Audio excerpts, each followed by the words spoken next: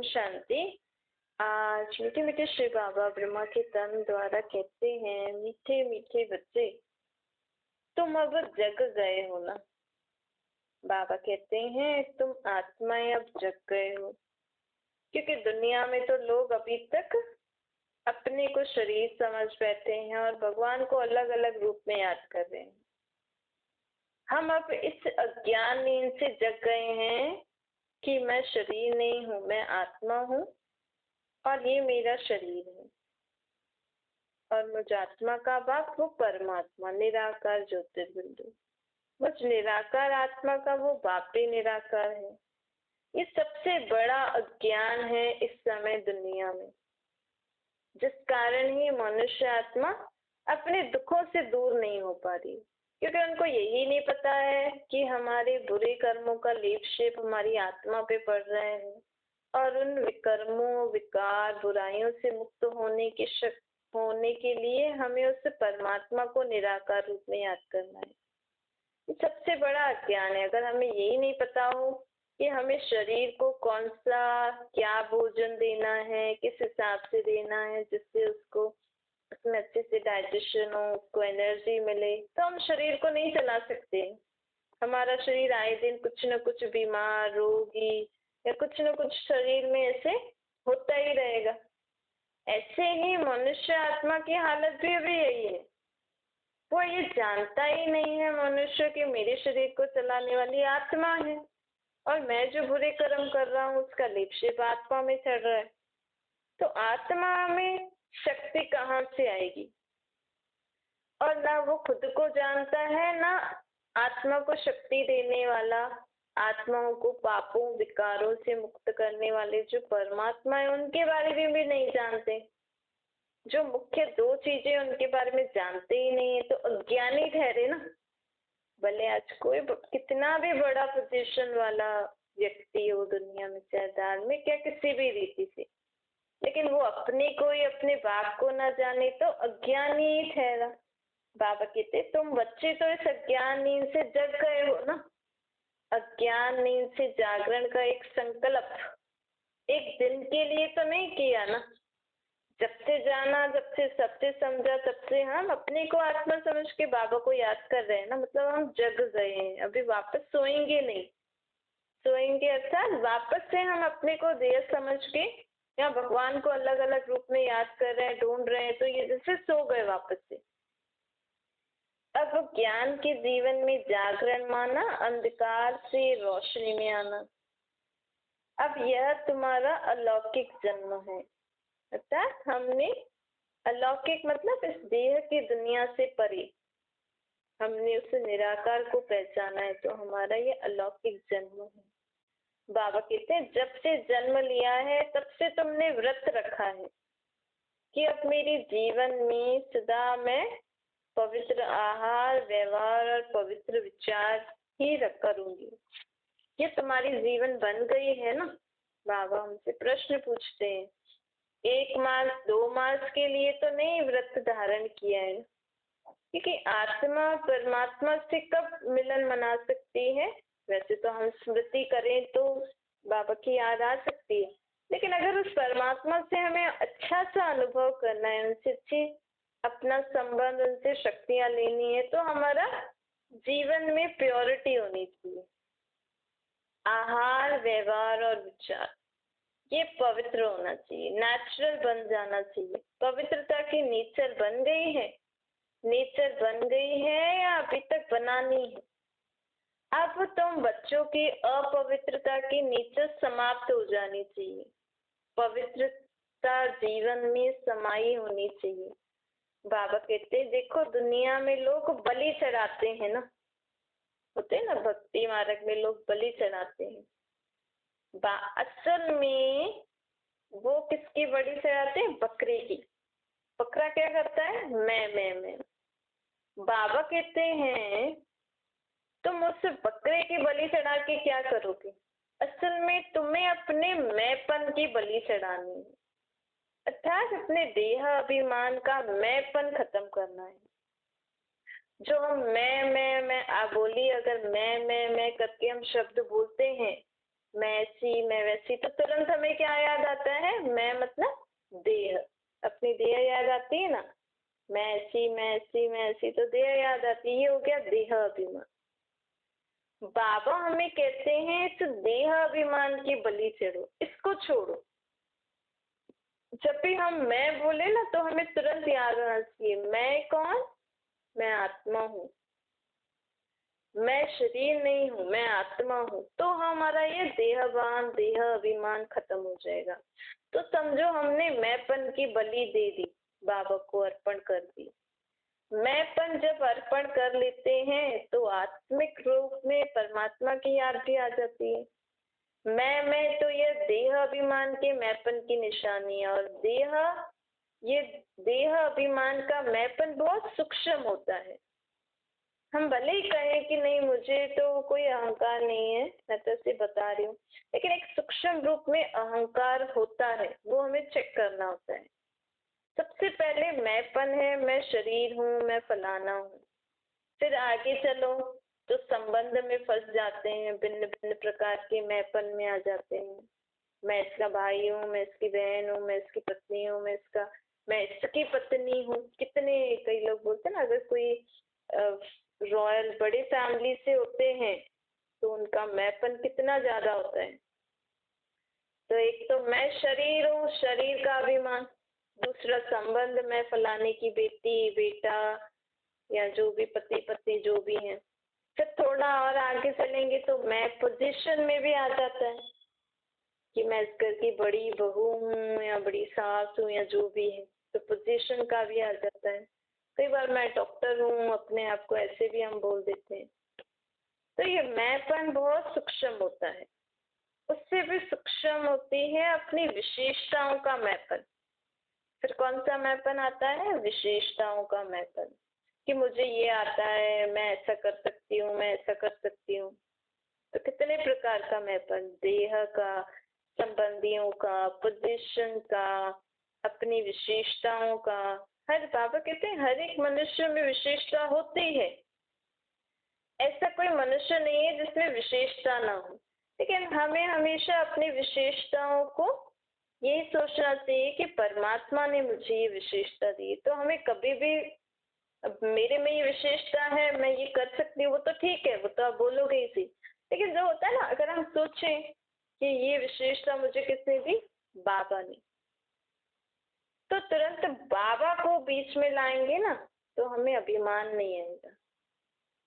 मैं फलाने की पत्नी हूँ बोलने में तो आएगा, लेकिन उस समय हमें याद होना चाहिए कि मैं कौन पत्नी का पार्ट बजा रही हूँ, आत्मा बजा रही हूँ। इसको हमें बहुत अभ्यास करना है। हालांकि आप कहोगे बोलने में तो यही आएगा, लेकिन अंदर हमें अंदर बहुत याद रहना चाहिए कि मैं कौन, मैं आत्मा, इस आत्मा के साथ ये पार्ट बजा रही हूँ, मैं आत्मा परमात्मा का बच्चा ये पार्ट बजा रही हूँ। तो इससे ना हमारा देह और संबंधी, पोजीशन, विशेषताओं के प्रति जो हमारा अभिमान होता है, मतलब बाबा हमें कह रहे हैं तुम सच्ची सच्ची मैंपन, जो बकरी वाला लोग बकरी का वो चढ़ाते हैं ना बलि, असल में बाबा कहते हैं तुम्हें अपनी इस मैंपन की बलि चढ़ानी है। क्योंकि बकरा मैं बोलता है तो उसकी बलि चढ़ा दी, लेकिन बाबा ने तो हमें ये बोला, तो अब हमें क्या करना है? मैंपन की बलि चढ़ानी है। सबसे बड़े से बड़ा रॉयल अभिमान होता है मैंपन। तो अब बाबा हमें कहते हैं बच्चे, अब तुम्हें मैंपन के साथ मन बुद्धि संस्कार जो होते हैं ना, उसमें भी हमें चेक करना है। एक तो हमें मैंपन की बलि चढ़ानी है, फिर दूसरा बाबा हमें कहते हैं कि जो तुम्हारा मन बुद्धि संस्कार के ऊपर व्यर्थ का प्रभाव पड़ता है ना, बुरा बुरा तो अब खत्म, बुरे पे तो हम ध्यान देते हैं, लेकिन व्यर्थ बहुत पड़ता है। व्यर्थ, नेगेटिव, अगर हम अपने आप को चेक करेंगे हमारे मन बुद्धि पर, जो व्यर्थ और नेगेटिव, क्योंकि दुनिया में ऐसी चीजें होती हैं तो हम सोचते हैं कि हाँ ऐसा सोचना भी जरूरी। सोचना अलग बात है, आप सोच के उस रीति अपना जीवन जी रहे हो वो ठीक है, लेकिन उन बातों को ही आप अपने जीवन में जैसे तो उनको अपने मन में ऐसे घर बना के दे दिया है। आप पॉजिटिव सोच ही नहीं सकते हो, बस वही बातें उसी रीति आप नेगेटिव वेस्ट उसी रीति सोच रहे हो, तो ये तो गलत है ना। तो इससे भी अपने को मुक्त करना है। इसीलिए क्या होता है, अगर व्यर्थ और नेगेटिव का प्रभाव ज्यादा होता है ना, तो बाबा कहते हैं यथार्थ और सत्य निर्णय करने की महसूसता कम हो जाती है फिर, कि हमें क्या करना है, क्योंकि ऑलरेडी व्यर्थ बातें हैं, नेगेटिव बातें हैं। तो जो एक्चुअल निर्णय चाहे स्वयं के प्रति चाहे औरों के प्रति हमें करना चाहिए, वो भी हम खत्म नहीं कर पाते। समझ से महसूसता होती है ना, बाबा कहते हैं, तो महसूसता शक्ति कम हो जाती। एक होता है समझ में तो आ रहा है हाँ ये रॉन्ग है या ठीक नहीं है। महसूसता भी दो प्रकार की होती है। एक तो हमें बुद्धि से तो समझ में आ रहा है ये ठीक नहीं है ये ठीक है, लेकिन एक दिल की महसूसता होती है।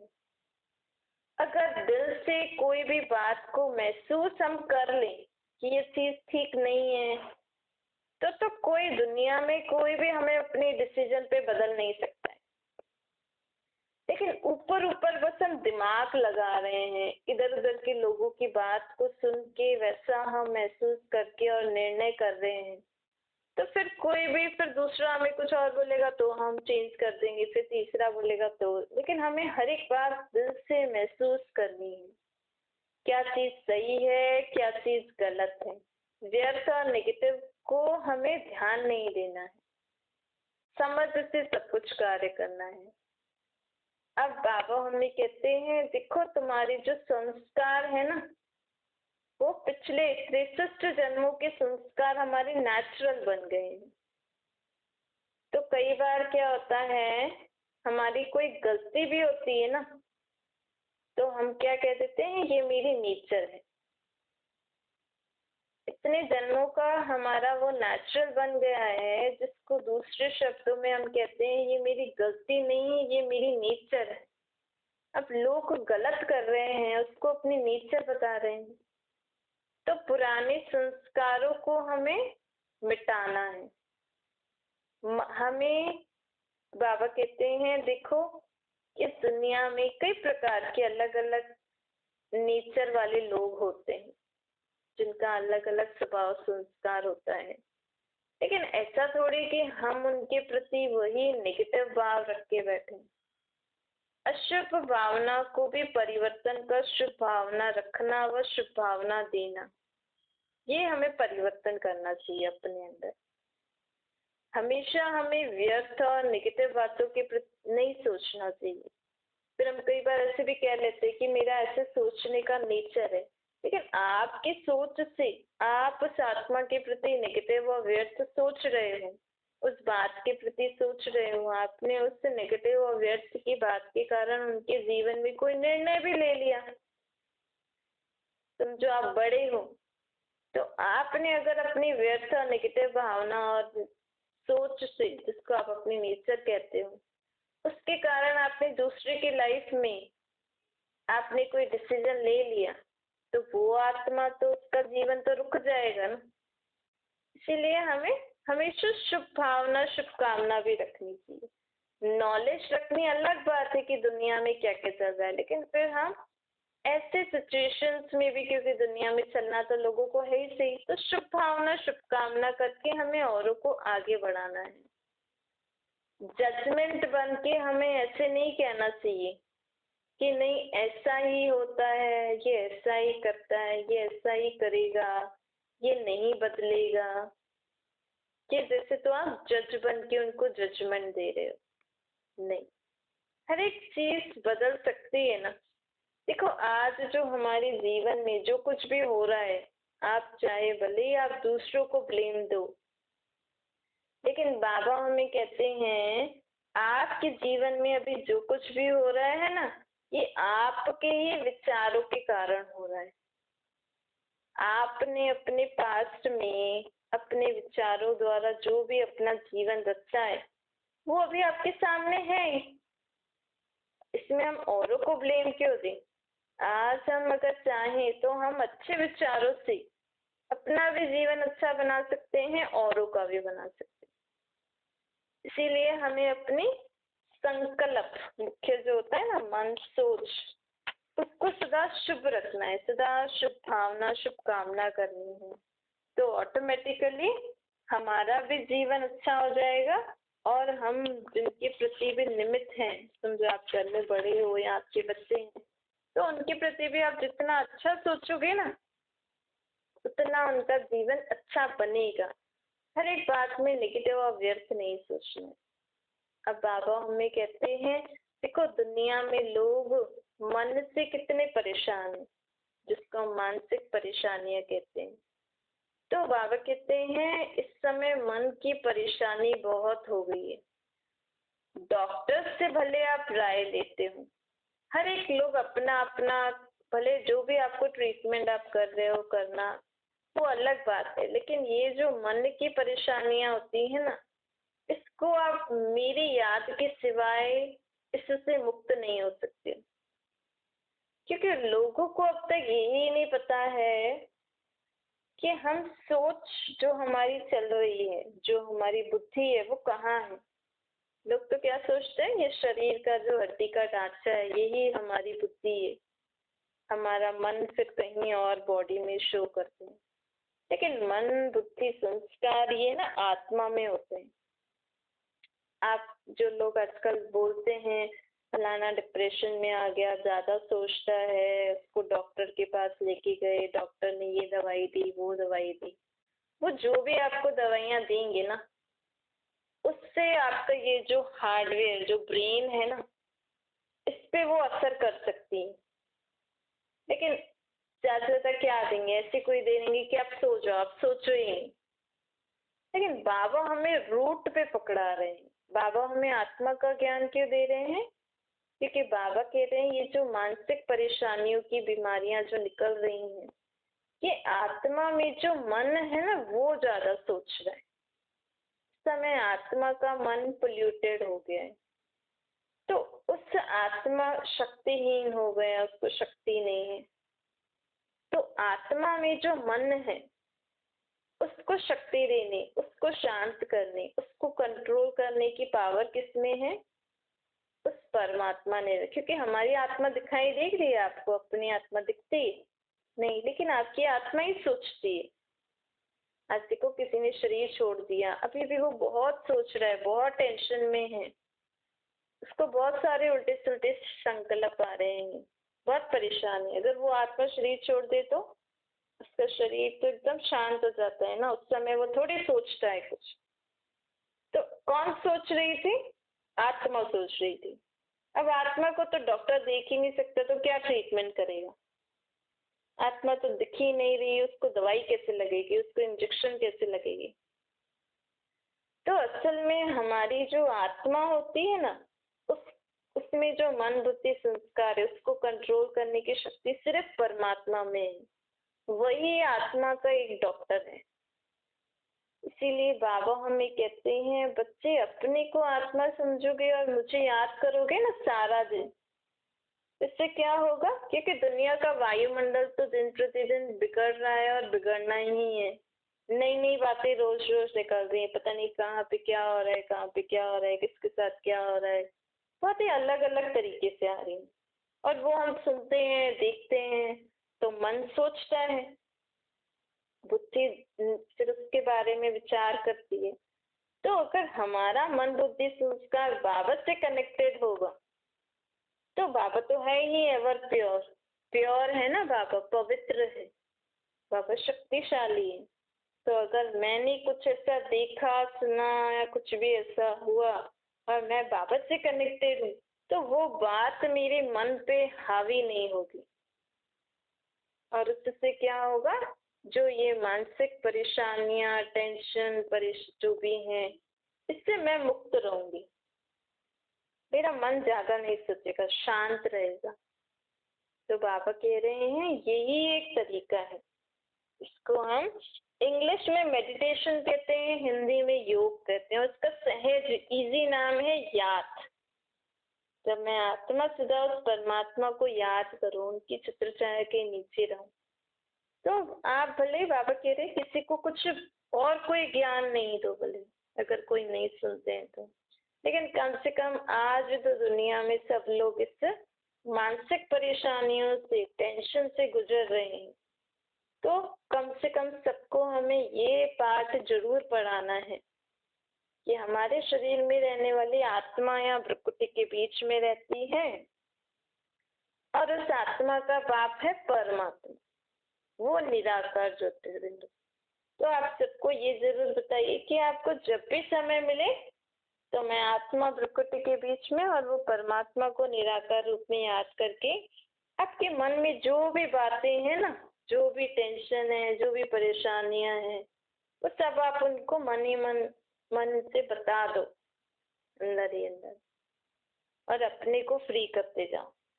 देखो, अगर हम मानो आपको सुबह कोई टेंशन की बात आ गई, कोई ऐसी बात आ गई, अगर आप उसको उसी समय थोड़ी देर शांति से बैठ के बाबा को बोल देते, क्योंकि बाबा तो हमें कहते हैं ना, चलते फिरते कर्म करते मुझे याद करो। तो ऐसा कोई वो भी नहीं है कि कोई मंदिर हो, नहाया हुआ हो, साफ कपड़े पहने हो तो ही हम बाबा से बोल सकते हैं, नहीं तो नहीं।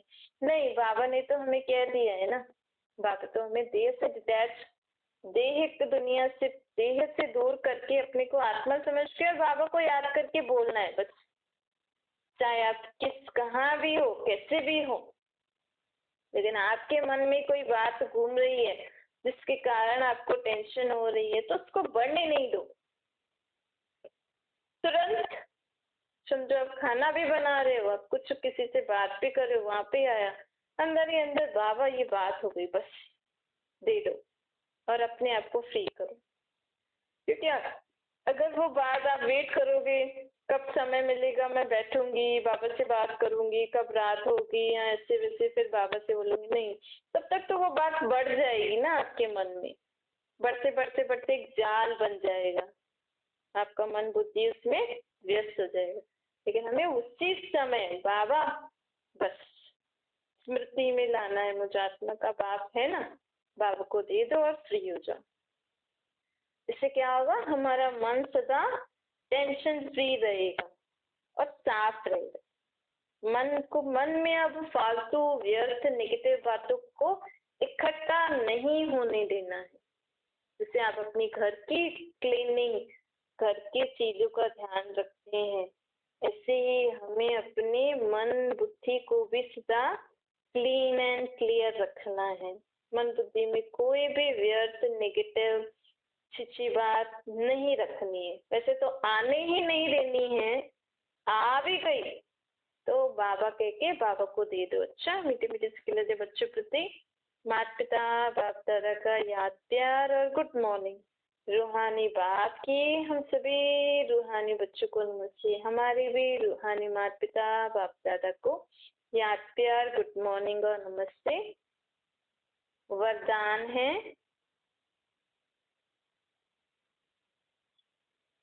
मंजिल को सामने रख ब्रह्मा बाप को फॉलो करते हुए फर्स्ट नंबर लेने वाले तीव्र पुरुषार्थी बनो। तीव्र पुरुषार्थी के सामने सदा मंजिल होती है, मतलब जिसको अपना टारगेट होता है ना, मुझे ये काम करना है, तो जैसे तो उसकी आंखों के सामने वही चीज रहती है कि मुझे ये बनना है। तो तीव्र पुरुषार्थी कौन होता है, जिसको सदा अपनी एम याद रहती है बुद्धि में। तो तीव्र पुरुषार्थी के सामने सदा मंजिल होती है, वे कभी यहाँ वहां नहीं दिखते।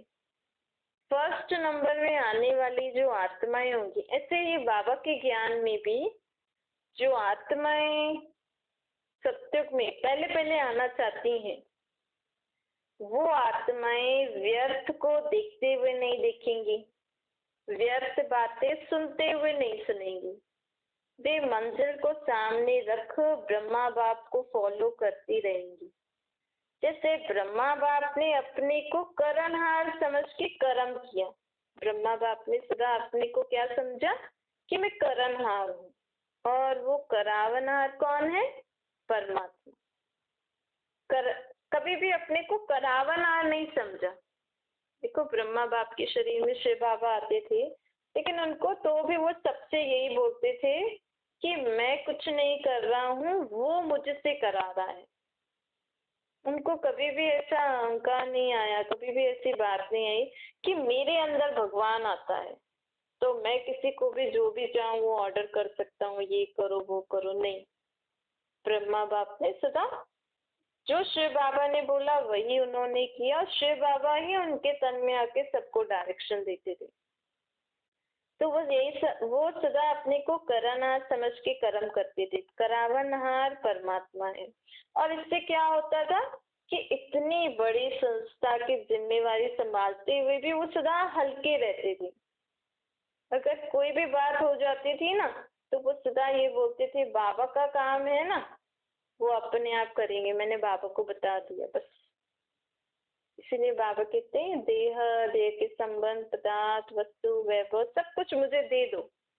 कोई भी बात आए, बाबा ये बात हो गई, बस बाबा को याद किया, दे दिया और आप फ्री हो जाओ। तो ब्रह्मा बाप जिम्मेवारी संभालते हुए भी सदा हल्के रहे। ऐसे हमें भी फॉलो ब्रह्मा बाप करना है। स्लोगन है, जो बात अवस्था को बिगाड़ने वाली हो उसे सुनते हुए नहीं सुनो। किसी बात को सुन के आपकी अवस्था ठीक नहीं है, बिगड़ रही है, तो सुनते हुए नहीं सुनो। समझो आपको सुनना जरूरी है तो आप उस समय बाबा को याद करो तुरंत। क्योंकि हम कई बार सोचते हैं ये तो मेरी जिम्मेवारी है, मुझे सुनना तो पड़ेगा इसी। लेकिन वो बात सुन के आपको टेंशन हो रही है, आपका मन डिस्टर्ब हो रहा है, आपको रोना आ रहा है, आपको डर लग रहा है, या जो भी बातें हो रही है, जो भी अंदर फीलिंग हो रही है, आप उसको सॉल्व नहीं कर पाओगे ना। फिर फालतू में आप डिस्टर्ब हो जाओगे तो आप सॉल्व नहीं कर पाओगे, तो जिम्मेवारी कैसे संभालोगे। इससे अच्छा आप बाबा को याद कर लो तुरंत, बाबा ये पता नहीं क्या हो रहा है, आप सुनिए क्या है। तो ऑटोमेटिकली हमारी अवस्था नीचे नीचे ऊपर नहीं होगी। जाओ